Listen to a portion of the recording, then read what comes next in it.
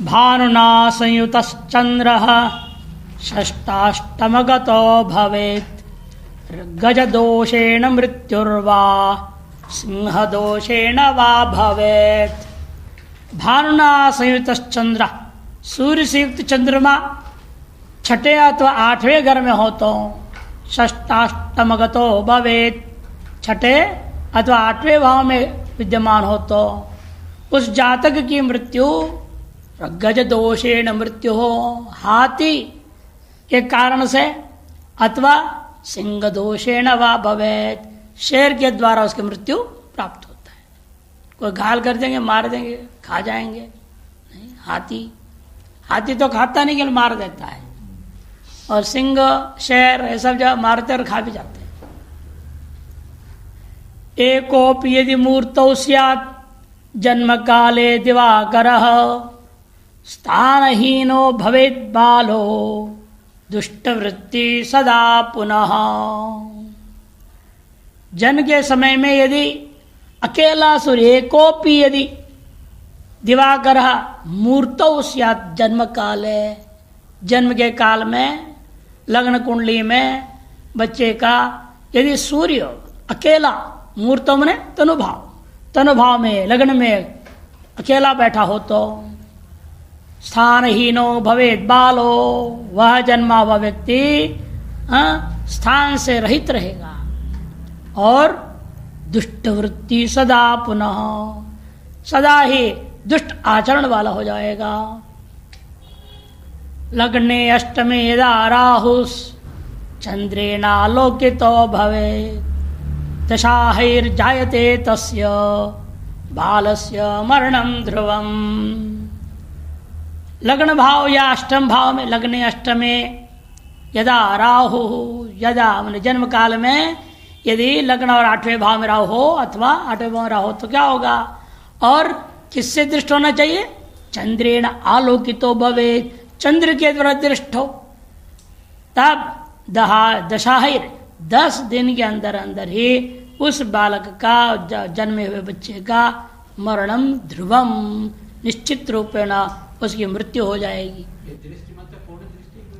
कोई जरूर नहीं, एक बार दृष्टि वक्र दृष्टि में असर उतना ही होता है, बल पर निर्भर होता है। कई बार पूर्ण दृष्टि और दुर्बल है तो असर नहीं करता है, इसलिए बलाबल मुख्य है। यहाँ दृष्टि कहा जाता है, पूर्ण दृष्टि हो या एकपाद दृष्टि हो या द्विपाद दृष्टि हो, लेकिन बल मुख्य है। इसलिए एक पाद दृष्टि और बली हो तो असर करेगा, और करने के लिए पूर्ण दृष्टि है लेकिन दुर्बल है तो फल नहीं देगा। इसीलिए दृष्टि यहाँ पर कहा जाता है, नहीं बोलते पूर्ण है, एक पाद एक, कुछ नहीं बोलते, इसीलिए क्योंकि बल पर निर्णय होता है सारी चीजें, और अधिकतर हम लोग पूर्ण दृष्टि ले लेते हैं, इसलिए सामान्य तौर पर। लग्नाच्च नवमे सूर्य सूर्यपुत्रे तथाष्टमे एकादशे भार्गवे च मासम एकम सजीवती। लग्नाच्च नवमे सूर्य, लग्न से नवम भाव में सूर्य है, अष्टम भाव में सूर्यपुत्र शनि विराजमान है, और 11वें भाव में भार्गव में शुक्र विराजमान हो तो वह बालक अधिक से अधिक 1 मास तक ही जीवित रहता है। स एकम मासम जीवती। नवमे दशमे चंद्र सप्तमे च यदा सितः पापे पाताल संस्थे च वंशच्छेद करो नरः। नवम भाव तो दशम भाव में चंद्रमा है, 7वें भाव में सितः मने शुक्र विराजमान है, और पाताल संस्थे मने 4थे भाव में पाप ग्रह कोई न कोई बैठा हो तो वह बालक जो जन्मा हुआ है वह जातक निश्चित रूपेण अपने ही वंश का विच्छेद कारक हो जाता है। वंश विच्छेद कारक योग कहा जाता है, इसीलिए अर्थ वंश का ही वह अंत हो जाता है, उसी के साथ उसका वंश मिट जाएगा, समाप्त हो जाएगा। ऐसे कई वंश होते हैं ना, समाप्त हो जाते हैं, मिट जाते हैं। जैसे चाणक्य ने नंद वंश को मिटा दिया, वही अंतिम था, उसके बाद धनानंद अंतिम नंद वंश में, उसका तो खत्म हो गया, उसके आगे उसके चलने नहीं दिया, बीच सब मिटा दिया उसने, किसी को बचाया नहीं। वर्णन आता है ना चाणक्य में, इतिहास में। ऐसे कई वंश मिट गए, बचे नहीं कुछ भी। पांडव वंश कहाँ बचा? क्योंकि द्रौपदी से उत्पन्न संतान को पहले ही मार डाला अश्वत्थामा ने, खत्म हो गया। वहीं से कलयुग शुरू हुआ था कहा जाता है। इधर वंश कई इस तरह के खत्म हो जाते हैं, ऐसे ग्रह योग होते हैं, वंश मिट जाता है। नहीं, ये तो वंश तो अभी भी चल रहा, अभी तो यादवों की कोई कमी नहीं है।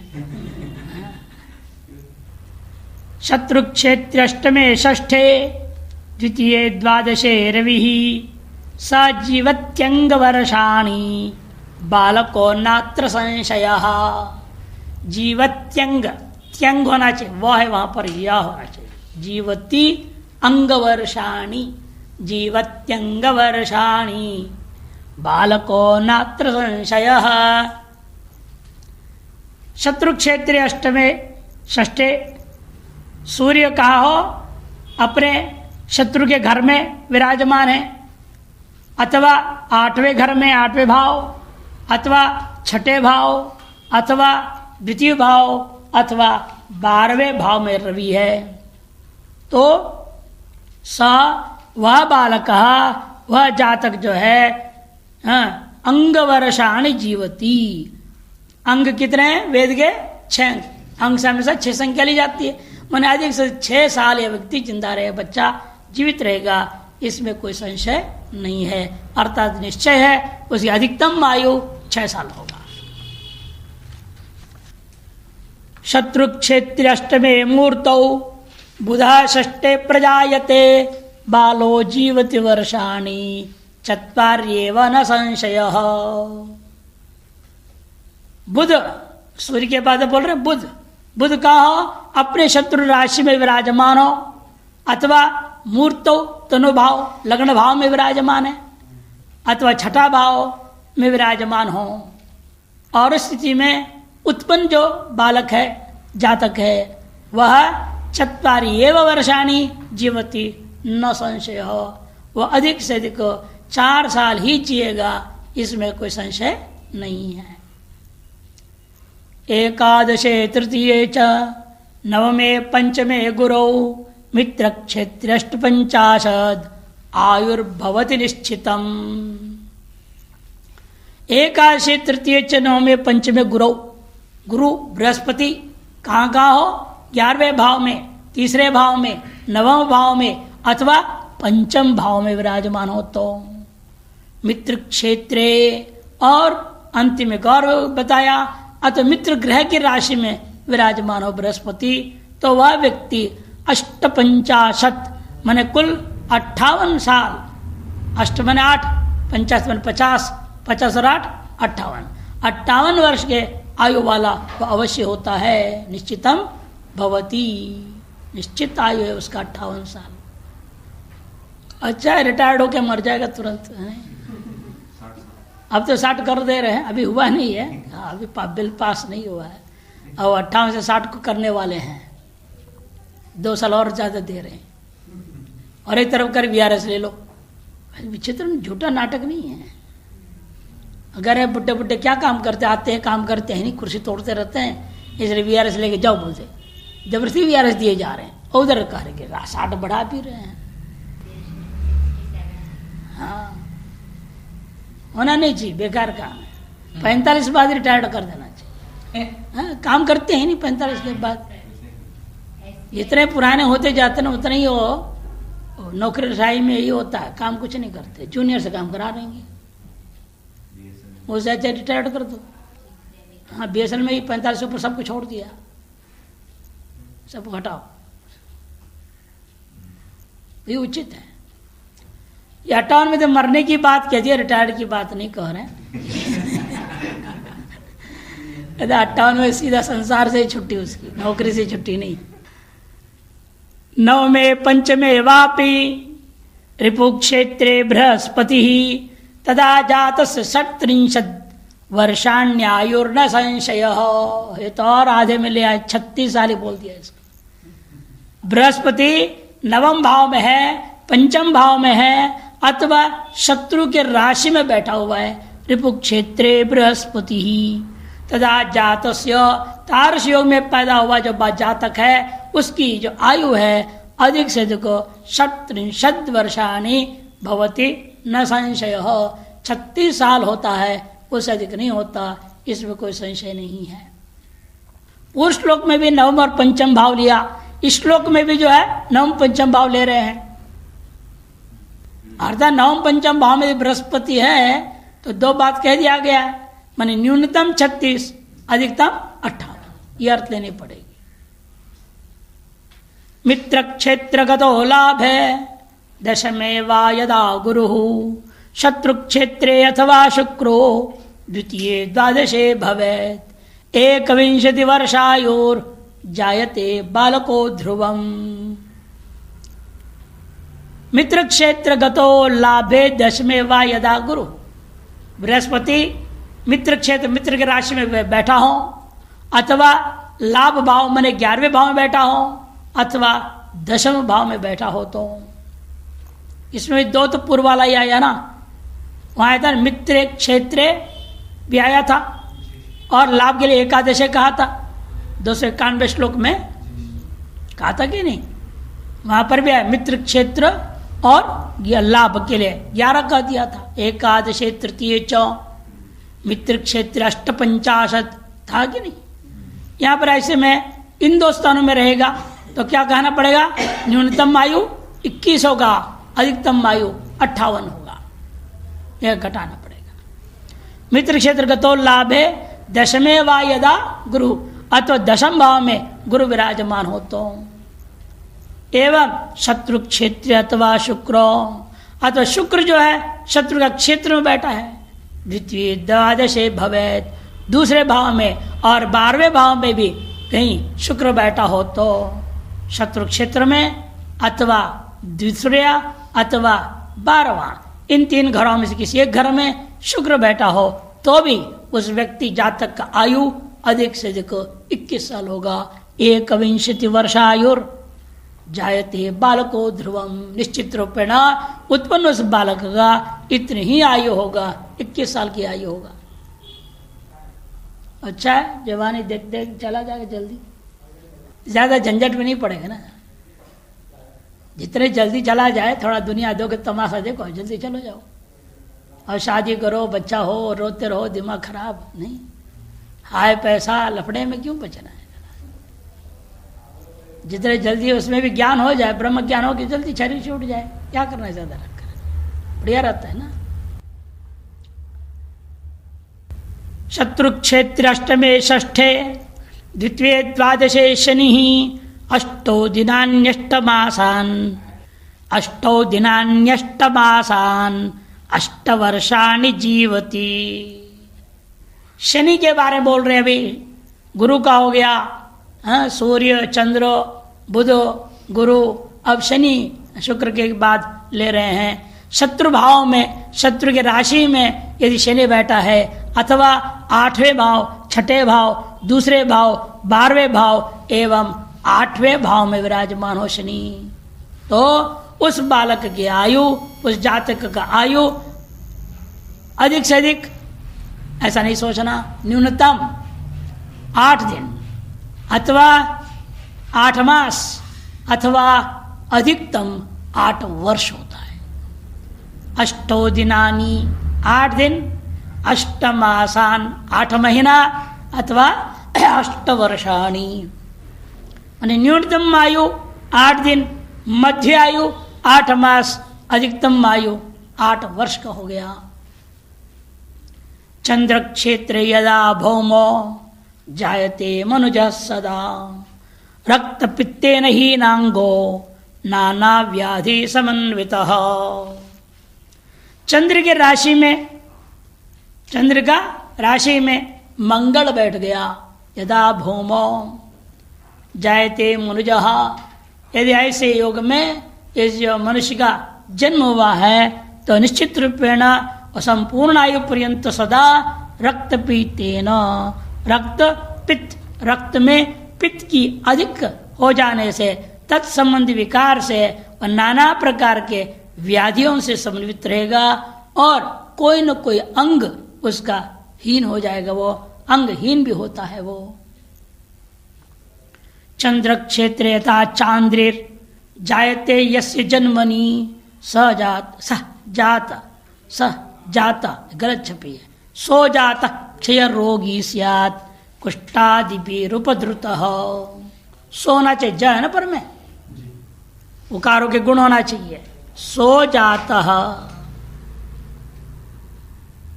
जब खर प्रत्यार हो तो विसर्ग होता है, खर नहीं है तो विसर्ग नहीं हो ना, खर अवसानी और विसर्ग नहीं है। यहां तो हस पर में है, हसी च उत्तर गुण होगा। चंद्र क्षेत्र यदा चांद्रिर जायते, चंद्र के क्षेत्र में अर्थात चंद्र का राशि जो कर्क राशि में कौन बैठा है, चांद्री माने चंद्र का ही बेटा बुध बैठा हो, तो जिसके जन्म समय में ऐसा योग रहता है, यस्य जन्मनि जायते सो जाता, वह उत्पन्न व्यक्ति जो है वह जातक को निश्चित रूपेण क्षय रोगी स्यात्, क्षय रोग तथा कुष्ठादि उपद्रुत, कुष्ठ रोग के उपद्रव से भी वह पीड़ित रहता है। गुरुजी कैंसर इसी में आ गया क्या? हाँ, सब इसी में आ जाता है। कैंसर तो सड़ांत होता है, सड़ना, अंग का सड़ना कैंसर है, अंग का क्षय अलग चीज है, सड़ना अलग चीज है। क्षय होने से धीरे धीरे दुबला पतला होता है, सिकुड़ते जाता है, सिकुड़ता है। कैंसर तो फूलता है, सड़ करके फट जाता, पड़ाक से खत्म। इसलिए कैंसर और क्षय रोग कुष्ठ रोग में अंतर है। वहां हम लोग इसको सड़ांश कह देते हैं, जीर्णांश कह देते हैं, ये सब शब्द आता है वहां पर। हिंदी वाले सड़ांश, सड़ांत ऐसे शब्द प्रयोग कर देते हिंदी वाले अनुवाद में। और जीर्ण कोशिकाएं, जीर्णांश, जीर्णावयव इतने शब्द होता है संस्कृत में कैंसर के लिए। जल्दी बुढ़ा हो गया, अंग सड़ने लगा, इसको जीर्णता आ गई, ये कहते हैं। राहौ च केंद्र के मृत्यु हो पापानां दृष्टि संयुत संवत्सरे तो दशमे षोडशे तो विशेषतः। केंद्र के राहु, राहु केंद्र स्थान में है, अथवा मृत्यु पापानां दृष्टि संयुत है। केंद्र में राहु बैठे हैं और राहु पर दृष्टि किसकी है, पाप ग्रहों का दृष्टि पड़ गया है, तो वह बालक संवत्सरे तु दशमे षोडशे तु विशेषतः मृत्यु यहां ले आना। वह 1 साल में अथवा 10 साल में अथवा विशेष रूप से 16वें साल में निश्चित रूप में उसका मृत्यु होगी। न्यूनतम 1 साल आयु है, मध्यम आयु 10 साल है और अधिकतम आयु उसका 16 साल का होगा, ये कहने का अभिप्राय है। चंद्र सप्तम भवने शनि कुजर राहु ग्रहैर्युक्त सप्तम दिवसे मृत्यु सप्तम मासे न संदेह। शनि कुज मने मंगल, राहु मने राहु, इन ग्रहों से युक्त होकर चंद्रमा यदि 7वें घर में बैठा हो तो सप्तम भवने, 7वें घर में बैठा हो तो निश्चित रूपेण उस जातक का मृत्यु या तो 7 दिन में होगा, अधिक से अधिक 7 महीने में हो जाएगा। सप्तम दिवसे मृत्यु अथवा सप्तम मासे, 7वें महीना। न्यूनतम आयु 7 दिन, अधिकतम आयु 7 महीना होगा इसका। भौम क्षेत्रे यदा जीव षष्ठे वाप्यष्टमे शशि षष्ठे अष्टमे भवे मृत्यु रक्षको यदि शंकर। षष्ठे वाप्यष्टमे शशि, एक साथ छिपिए, अलग कर लेना चाहिए। षष्ठ इव, ऐसे पाठ नहीं कर देना, षष्ठ इव पच्छेद हो जाएगा, नहीं तो एक साथ रहेगा। तो भौम क्षेत्रे यदा जीव, भौम मने मंगल, मंगल का राशि कौन है, मेष और वृश्चिक, उसके उन राशियों में से किसी एक राशि में बृहस्पति बैठा हो तो, तथा 6ठे भाव में अथवा 8वें भाव में चंद्रमा बैठा है, षष्ठे वाप्यष्ट में शशि मन चंद्रमा बैठा हो तो निश्चित रूप में उस जातक का मृत्यु छठे दिन में, छठे अष्टमे भवे मृत्यु। तो 8वें दिन, आज छठे दिन अथवा 8वें दिन निश्चित रूप में उसकी मृत्यु हो जाएगी। भले उसका शंकर भगवान खुद उसकी रक्षा करने के लिए खड़े हो जाएं तो भी उसे बचाने से यमराज जी लेके जाएंगे। यमराज जी के मुझे अपने ड्यूटी करो तो हटो बोलेगा, शिव जी को भी बोल देगा वो, कहीं आप आए तो क्या फायदा, क्योंकि जो है इसका तो आयु इतनी ही है, हमें तो ले जाना ही होगा, इसलिए आप हटिए और इसको हम ले चलते हैं, लेके चले जाएंगे। लेकिन ऐसे मार्कंडे की कहानी में क्यों नहीं होगा? शिव जी आए, रक्षा कर दी, चिरंजीव को तो फल मिल गया उसको। वहां भी बोलना चाहिए यमराज जी को आकर, शिव जी हटिए, हटो यहाँ से, कहाँ इसको चिरंजीव बना लग गई आप।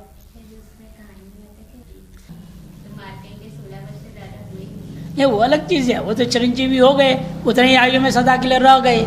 ये सारे देवता के 16 आयु के तो होते हैं, न उनके दाढ़ी मूछ होता है, कुछ नहीं होता, शास्त्र में वर्णन है ना देवताओं के लिए, तो वैसे वो भी हो गया, देवतुल्य हो गया।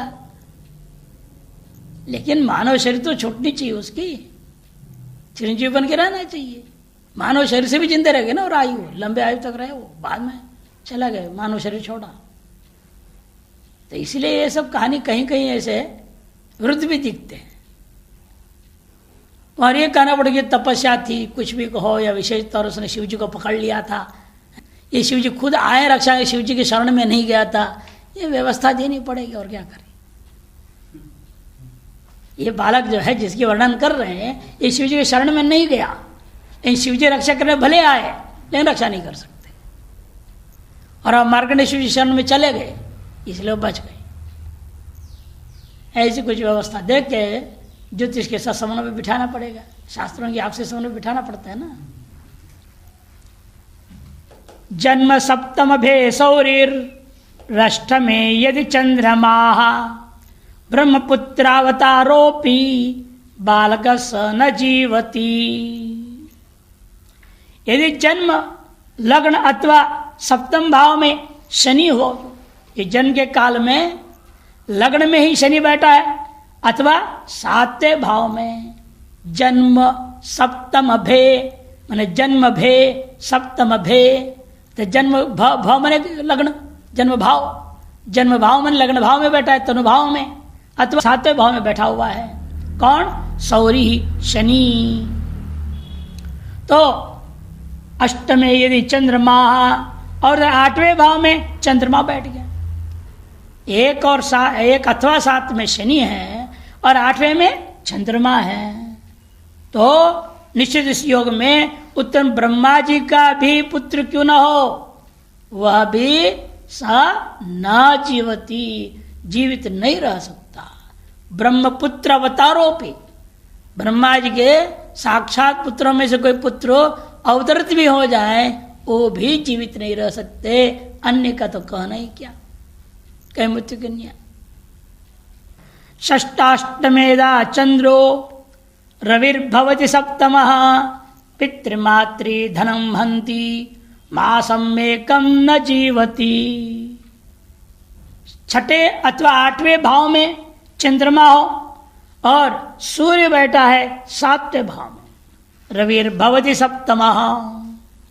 ऐसे योग में उत्पन्न हुआ जातक 1 महीने से ज्यादा जिएगा नहीं, लेकिन जो 1 महीना जिएगा उसमें भी लगता है वेंटिलेटर में पड़ा रहेगा, माता पिता की इतना धन बर्बाद करके ही मरेगा वो। मातृ पितृ धनम हंति, नहीं तो 1 महीने का बच्चा कैसे माता पिता धन को नष्ट करेगा, खर्च करके थोड़ी कर पाएगा। 1 महीना भी नहीं भाई, जन्म से लेकर महीना अधिक से जीरा बोल रहे हो, 1 महीने में कहाँ खर्च करेगा बच्चा। बस यही होगा, डॉक्टर में भर्ती हो जाएगा, वहाँ डॉक्टर ऑपरेशन पे ऑपरेशन करते रहेंगे, आईसीयू में रखेंगे, वेंटिलेटर पर लगा देंगे, और अंत में घोषित कर देंगे जय राम जी आप जो ले जाओ, इतने में 10 लाख बिल ठोक देगा वो अस्पताल वाला। ऐसे ही तो पैसा खर्च कराएगा बेटा, 1 महीने का बेटा, और क्या है। से मातृ पितृ धनम हंति मासम में कम न जीवती। द्वादशे जीव शुक्रौ च जन्मतो राहुरेव च सप्तमे च यदा सौरिर वर्षम में कम स जीवती। द्वादशे जीव शुक्र जन्म लगने से 12वें भाव में बृहस्पति और शुक्र एवं राहु रेव च, और राहु भी बैठा हुआ है। 3 ग्रह एक साथ बैठे हुए 12वें भाव में। जन्म तो माने जन्म लग्न से 12वें भाव में बृहस्पति शुक्र और राहु 3 बैठे हैं। एवं सप्तमे च यदा सौरीर, सप्तम भाव में सौरी माने शनि ग्रह विराजमान है। ऐसी स्थिति में उत्पन्न जो बालक है वह जातक है 1 वर्षम में वह सजीवती, के अधिक से अधिक 1 वर्ष तक ही वह जीवित रहता है। भौमे दिवाकरे छिद्र जात शत्रुगृहे यदि मासेन म्रियते अवश्यम यमोपि यदि रक्षकः। भौमे दिवाकरे छिद्र, मंगल और दिवाकर माने सूर्य, ये दोनों छिद्र भाव माने अष्टम भाव में अथवा अपनी शत्रु राशि में विराजमान। अष्टम भाव में है और 8वें भाव में कौन सी राशि है? शत्रु राशि है। 8वें भाव और वह राशि शत्रु राशि आनी चाहिए इनके, या तो गुरु के मंगल के शत्रु का राशि है या सूर्य की शत्रु राशि होनी चाहिए। तात्कालिक मैत्र देख लेने से पता लग जाता है वहां शत्रु राशि कौन सा आया हुआ है। तो अष्टम भाव में शत्रु राशि हो और वहां पर मंगल और सूर्य दोनों एक साथ बैठे हों तो वह स्वयं यमराज्य भी बचाना चाहें उसकी रक्षा नहीं कर सकते। वह 1 मासेन म्रियत्यवश्यम, 1 महीने में उसकी अवश्य मृत्यु हो जाती है, अर्थात वह जातक 1 मास के अंदर मर जाता है। यदा लग्ने ग्रह क्रूरो षष्ठे वाप्यष्टमे शशि तदा सद्यो भवेन मृत्योर जातस्य न संशयः। यहाँ ठीक छपा है, देखो दूरी में, षष्ठे वाप्यष्टमे, है ना, वहां गलती, षष्ठे एक साथ छप गया, वाप्यष्टमे वही शब्दावली है, शब्द में कोई फर्क नहीं, बस वहां एक साथ छपने से भ्रम हो जाएगा। षष्ठे युव ऐसा अर्थ हो सकता था, इसे दूर लाने से ठीक रहता है, यहां ठीक छप गया। तदा सद्यो भवेन मृत्युर जातकस्य न संशयः। यदि लग्न में क्रूर ग्रह बैठा हो और 6ठे अथवा 8वें भाव में शशि माने चंद्रमा स्थित हो तो वह जन्मा हुआ जो जातक है उसकी मृत्यु शीघ्र ही हो जाती है। सद्यो भवेद मृत्यु जातकस्य न संशय, इसमें कोई संशय नहीं है, माने जन्मते ही उसका मृत्यु साथ साथ हो जाएगा, 2-4 मिनट भी नहीं बचेगा वो। चतुर्थेपि यदा राहु केंद्रे भवति चंद्रमा 20 वर्षे भवेन मृत्युर जातकस्य न संशयः। चतुर्थेपि यदा राहु, चौथे भाव में राहु हो और केंद्र में 1, 4, 7, 10 कहीं ना कहीं चंद्रमा बैठा हो तो जातकस्य मृत्यु 20 वर्षे भवेत्, उस जातक के जो है मृत्यु 20 वर्ष में हो जाएगा, इसमें कोई संशय नहीं है। सप्तमस्तो यदा राहुर जन्म काले यदा तदा 10 वर्षे भवेन मृत्युर अमृतम यदि पीयते, भले अमृत भी पी लेगा तो भी 10वें साल में अवश्य मर जाएगा, अमृत भी उसको नहीं बचा सकता। इस तरह कठोर है ये सब ग्रह योग, कोई नहीं बचा सकता उसको, चाहे मृत्युंजय कर लो, महामृत्युंजय कर लो, मृत संजीवनी कर लो, कुछ भी कर लो, जब जाना है जाना ही है उसने, कोई नहीं बचा सकता उसको। सप्तमस्ते यदा राहुर जन्म काले यदा, जन्म काल में यदा सप्तमस्त भाव, सप्तम भाव में स्थित है राहु, और उस समय मान लो कोई इसको अमृत भी पिला दिया, मालूम हो गया ज्योतिष बोल जा रहे ऐसे समय पैदा हो रहा है तो जल्दी मरने वाला है, इसलिए मान लो जन्म के साथ साथ उसको अमृत पिला दें।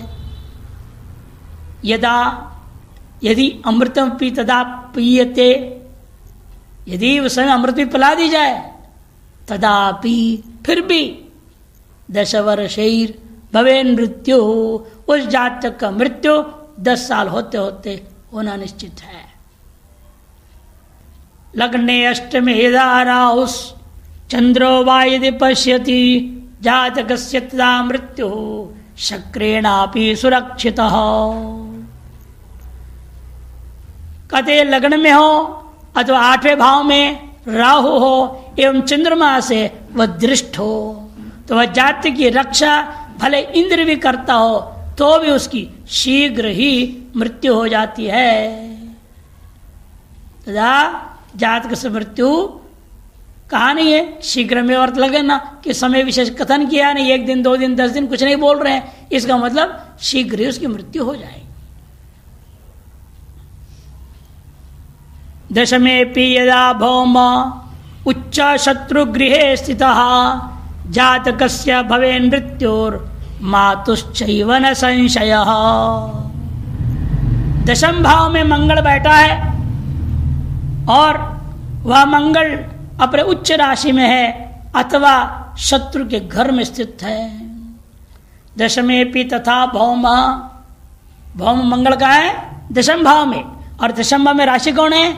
या तो अपना ही मंगल का ही उच्च राशि है अथवा मंगल का शत्रु राशि वहां विराजमान है। ऐसी स्थिति विद्यमान मंगल हो और उसमें जन्मा हुआ जो बालक है या बालिका, उस जातक का मृत्यु अवश्य होगा। साथ साथ वो अकेला ही नहीं जाएगा, साथ साथ माँ को भी लेके चला जाएगा। यहाँ से माँ बेटा दोनों ही जाएंगे। हाँ, ज्यादा खतरनाक है। जहां से भवे मृत्यु मातुश्चैव, माता का भी साथ साथ मृत्यु होगा उस जातक के, इसमें कोई संशय नहीं। दशम भाव का मंगल सबसे खतरनाक है, लेकिन वह भी अपना उच्च राशि में हो या शत्रु राशि में हो। लग्न स्थितो यदा भानो पंचमस्तो निशापति लग्ने अष्टमे स्थिता पापास तदा जातो न जीवती। लग्न में स्थित सूर्य, यदि जन्म लग्न में सूर्य विराजमान है और पंचम भाव में चंद्रमा एवं 8वें भाव में लग्ने अष्टम स्थिता पापा, और शेष जो पाप ग्रह है या तो लग्न में है अथवा 8वें भाव में हो तो उसकी उस जातक की मृत्यु भी अति शीघ्र हो जाएगा, ज्यादा लंबा जिएगा नहीं। तदा जातो न जीवती, जातक जीवित नहीं रहता है, मैंने जन्म गिने के साथ साथ उसका मृत्यु हो जाएगी। लग्ना सप्तम शीतांशु पापो अष्टम गतो ग्रह लग्न स्थितो यदा भानोर मासेन म्रियते शिशु। जन्म लग्न से 7वें भाव में चंद्रमा हो, 8वें भाव में पाप ग्रह हो और साक्षात लग्न में ही सूर्य विराजमान हो तो लग्न स्थितो यदा भानु हूं, तब उस जातक का, उस शिशु का मासेन म्रियते, 1 मास में ही उस जातक शिशु की मृत्यु हो जाती है। धने गुरु संहिकेय भौम शुक्रश्च सप्तमे अष्टमे रविचंद्रौ च म्लेच्छस्याद्य वने स्थितः। द्वितीय भाव में बृहस्पति और राहु 2 बैठे हुए हैं, सप्तम भाव में मंगल और शुक्र 2 बैठे हुए हैं और 8वें भाव में सूर्य और चंद्रमा दोनों एक साथ बैठे हैं। तो ऐसा जो जातक है वह यवन धर्म स्वीकार करने वाला और म्लेच्छ हो जाएगा। म्लेच्छ स्यात् यवने स्थितः, यवन माने मुसलमान, हिंदू जन्म दिया भगवान ने, लेकिन वो मुस्लिम हो जाएगा, धर्म परिवर्तन कर लेगा, या तो म्लेच्छों में हो जाएगा, माने ईसाई वगैरह कुछ अन्य जात धर्म का हो जाएगा, म्लेच्छों में चला जाएगा। म्लेच्छ यवने वा स्यास्थितः लग्नस्थाने यदा भौमो ह्यष्टमे च दिवाकरः सौरिश्चतुर्थ भवने तदा कुष्टि भवेन्नरः।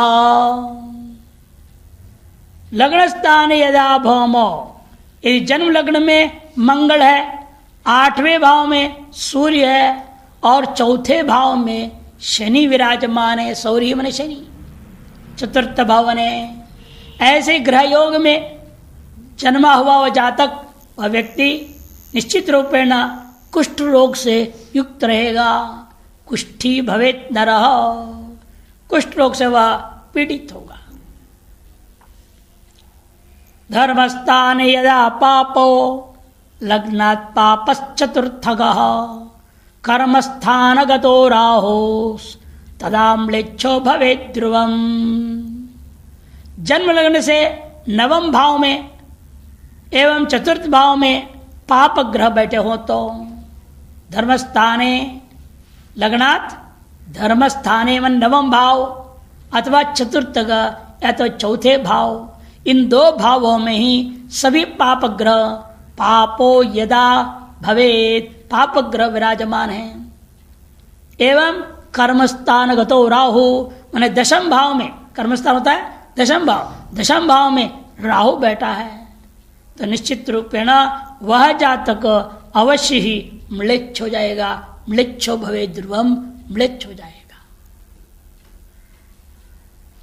जब बीच काल में और अभी भी बहुत सारे लोग ऐसे ग्रहों में पैदा, ग्रह योग में पैदा होने लगता है, ऐसा म्लेच्छ होए जा रहे हैं। तो मुसलमान हो रहा है, कोई ईसाई हो रहा है, कोई कुछ हो रहा है, धर्म परिवर्तन जबरदस्त चल रहा है।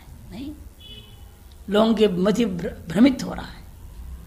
स्वधर्म परित्याग करे, स्वधर्म निधने श्रेय, नहीं निधनम श्रेय, परधर्मो भयावह का समझे बिना लोग जो है बदल रहे हैं क्षुद्र स्वार्थ की पूर्ति के लिए। तो व्ययस्थान गते चंद्रे वामम चक्षुर्विनश्यति यदा सूर्योद्वितीयस्थ तदा ह्यंदम समादिशेत्। यह स्थान में चंद्रमा विराजमान है, ऐसे ग्रह स्थिति में यदि बच्चे का जन्म हुआ निश्चित रूप से बाएं आंक नष्ट हो जाएगा। दाहिना आंक रहेगा इन बाएं आंक नष्ट हो जाएगा। और यदा सूर्यो द्वितीयस्था, और सूर्य इस दूसरे भाव में विराजमान है, उसके दोनों आंक चला जाएगा। तदा ह्यंदम समादिशेत्, तब समझ उसके ज्योतिषी बतावे उस माँ बाप को, भाई तुम्हारा बच्चा निश्चित रूप में दोनों आंकों से अंधा होवेगा। कभी भी हो सकता है, किसी उम्र में हो जाए, कोई भरोसा नहीं कब हो जाएगा, लेकिन अंधा पक्का होगा। कोई कोई होता है जन्म में दोनों अंग ठीक ठाक रहता है ना, बाद में हो जाते हैं 5-6 साल 8 साल 10 साल।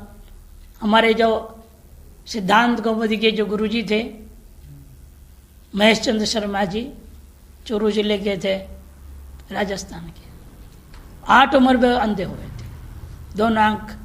वो बोलते हैं चिकन पॉक्स, एक बीमारी आई और उसके बाद दोनों आंख उनकी चली गई। हिम्मत नहीं हारे। देखो 6 विषयों के आचार्य थे, आप एक विषय के आचार्य होते से बहुत बड़ा काम कर लिया, फिर नौकरी धंधे में लग रहे। 6 विषयों में एक के बाद फटाफट आचार्य किया, और वेदांत से स्वर्ण पदक विजेता थे। 94% मार्क्स लिया, अंक लिया उन्होंने, स्वर्ण पदक पाए वेदांत में। दिमाग में तो इतने गजब थे, हम पंक्ति पढ़े उससे पहले पूरा मालूम, पूरा व्याकरण, चाहे वेदांत चाहे सांख्य कोई भी चीज हो, सारे दर्शन खोपड़ी में कंठस्थ है, याद है। हम पंक्ति गलत बोलते थे, नहीं क्या हो गया आपको, सोरे गया, डांटते थे, क्यों गलत पढ़ रहे हो, जाओ मुंह धो के आओ, ठीक से देखो, अंधे हैं, ऐसे बोलते थे, ठीक से पढ़ो। अच्छा उठो नहीं उठो, जरूर तुम जो है ना, भले हम जानबूझ के कर रहे हैं, लेकिन वो कहते थे घबराहट में यूं गलत पढ़ा है इसने, मुख धो के आओ, उठो जाओ। मुंह धुला धो के आना पड़ता था, तो बैठो अब बोलो। एक एक पंक्ति सिद्ध बाल रुमान से पढ़ा मैंने, एक एक पंक्ति उनको याद है, एक शब्द इधर उधर हुआ तो फट पकड़ लेते थे। कितने ग्रंथ याद किया उन्होंने। टीका सहित याद होना है कोई साधारण बात है। और आंख तो थी नहीं, उनके भाई पढ़ते थे, उनको बोलते तुम जोर से पढ़ो, सुन सुन के याद कर लिया। परीक्षा में प्रश्न पत्र भाई पढ़ता था और भाई लिखता था, ये जवाब बोलते थे। प्रश्न पढ़ा उन्होंने, ये जवाब बोलते थे। लिखने को देते हैं ना परीक्षा में अंधों के लिए, वैसे उनको अपने उनके भाई को ही रख देते थे। बाद में भाई तो नौकरी लगे चले गए, तो भतीजे को रख लिया। हम जब पढ़ते थे उनके साथ, उनकी सेवा में भतीजा था। जब जब कोई पाठ नहीं कुछ नहीं तो भतीजे को बिठाते थे, और तो वो पुस्तक निकालो, उसको पढ़ो, सुनाओ। क्या स्वाध्याय में शास्त्रों में निष्ठा थी, बहुत ही गजब। छुट्टी का दिन फालतू सो जाओ, खाओ पियो, घूमो फिरो, मौज करो ना, बैठो। भतीजे को बिठा देते थे, उसकी भी संस्कार डाल दिया। कोई साहित्य ग्रंथ पढ़ो, चलो साहित्य सुनाओ, कहानी सुना दो। ये पंचतंत्र सुन रहे हैं, कभी कुछ ऐसे थे। इसलिए अंधा होना भी कभी कभी किसी किसी लिए वरदान हो जाता है। उनके लिए तो वरदान था। हाँ, राम भद्राचार्य जी हैं, अंधे हो गए, इतने बड़े जबरदस्त विद्वान हो। तो ऐसे ऐसे एक से एक लोग होते हैं। एक ग्राहक से अंधा होने की बात करने, अंधा अगर विद्वान होंगे, ये तो नहीं कहा इसने, हो भी सकता है, नहीं भी हो सकता है।